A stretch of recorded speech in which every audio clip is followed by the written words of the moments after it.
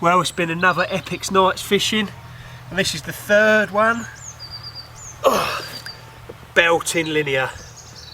Unbelievably, I didn't even know it was in here. We thought that there were two big linears in here, and this one popped out from nowhere. It weighs 31 pound 4 ounce, and just look at it, it's an absolute wood carving. And rightly so, I am elated with the result. So we're going to get her back now, and I'm going to show you the other